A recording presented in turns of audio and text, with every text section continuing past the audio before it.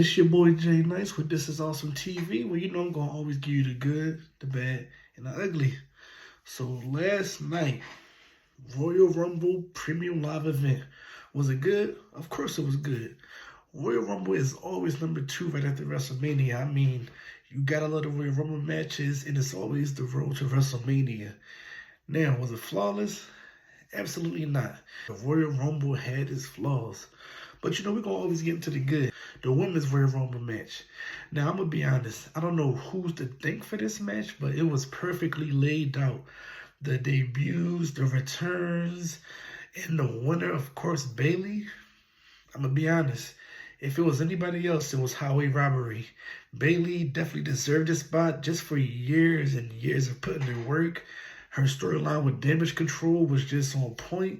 And I mean, I can't wait to see it. Like, she's definitely deserved this one-on-one match at WrestleMania. One that she's never had. So I'm thankful to see, you know, where she goes with this. Obviously, we want to see her face Io Sky. But a tease stare down with Rhea Ripley wouldn't be bad either. You had Jade Cargill debuted in the Royal Rumble, threw Nia Jax out by herself. You had Jordan Grace from TNA coming to the Royal Rumble, lasted about 15 minutes.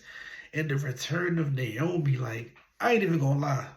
I almost cried. Like, that's how I love when people return and get the hometown reaction. Like, she definitely deserved that moment. She had a few eliminations. She lasted over an hour. Like, this is how you get people to come back. Like, even if there's not a storyline in place, at least have them look good. So, like, you know, that women's Royal Rumble, it should have main evented. I'm not going to lie. Like, a lot of people said that was better than the men's Royal Rumble.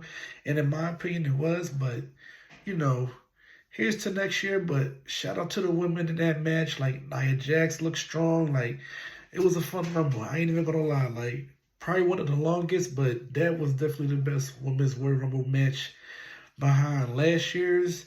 And, of course, you had the inaugural one in 2018. But hats off to the females. Now let's go into the bad. The bad, the men's fatal 4-way, and more importantly, AJ Styles. Now, I had high hopes for this fatal 4-way. Me personally, I love multi-man matches. It's an intriguing way to create further storylines, and it's always fun just seeing a bunch of wrestlers hit finishers out of nowhere. You know, so much chaos, there's no DQ. I didn't get none of that. You know what I'm saying? And it never looked like Roman Reigns was going to lose. Like, there was that rumor that Randy Orton might win. But other than the triple pileup with the pinfall, it never looked like Roman was going to lose. And AJ Styles eating a pinfall this early since returning did not make much sense. We fucking hate Triple H! Now, I get it. AJ Styles is bulletproof. He can take a pinfall and still be the most important person in the room. To return from injury and, you know, be pinned that soon in your return, it didn't make sense, especially on the road to WrestleMania. Like, me personally, I thought LA Knight would have took the pinfall just because he's so over that a pinfall will only further his storyline.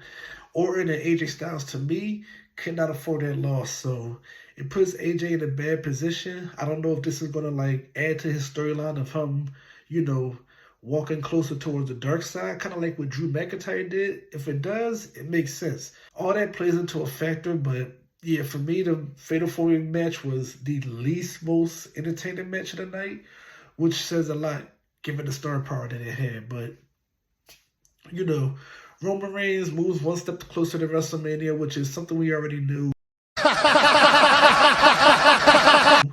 And the other 3 guys will eventually find their road to WrestleMania in their own personal matches, hopefully.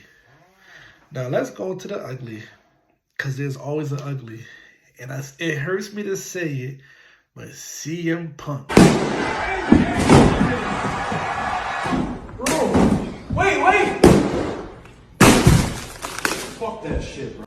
Now, we always knew it was going to be either Cody Rhodes or CM Punk. I wanted CM Punk just for the storyline purposes. I felt like Cody Rhodes had his moment and still could have in other different formations, like the Elimination Chamber. But CM Punk did not look good out there. He came out later, which was beneficial for him because obviously you didn't want to give him that Iron Man position. But CM Punk looked out of touch, looked out of breath. So when he was given the final 10 minutes to face off with Cody Rhodes, it just looked a little sloppy. Like, he looked like he was struggling out there. And it's a shame because I grew up loving CM Punk, and that's not the last image that I want of him. But, you know, it puts fear because you want CM Punk to main event against Seth Rollins. But Seth Rollins can only do with so much carrying. I mean, Seth Rollins been carrying the company on his back for so long, so, you know, it does suck. And even though he didn't win, I can't fault him for it, but he just looks out of control. He looks like one of the older guys still trying to hold on. And, you know, you don't ever want your legends to look like that, but something gotta happen. I do believe that he will go to Elimination Chamber because he is being scheduled for that. So I do believe he'll participate in that. But he gotta train a little bit harder. And I know that's selfish for me to say, but if he wants to be in the main event spot and if he wants to win the championship and, you know, put on good matches with a lot of these younger guys, he gotta put in the work because Seth Rollins gonna eat him up. Like, for real, Seth Rollins will do everything he said. He will put out his flaws. He will expose him. And CM Punk will erupt and do the same thing over again. It's like a reoccurring pattern. But for the Royal Rumble, it was fun. They're always fun. But the WWE Universe always make these shows feel so much more important. So, you know, shouts out to them. But it's the road to WrestleMania, baby. 69 days until I am a part of that atmosphere, and I cannot wait. I got like 10 new subscribers since last night, so your boy going up. Like I said, I set goals for myself. And by the end of this year, This Is Awesome TV will mean something. But, you know, it's your boy Jay Nice, host of This Is Awesome TV, where, you know, I'm going to always give you the good, the bad, and the ugly. Peace.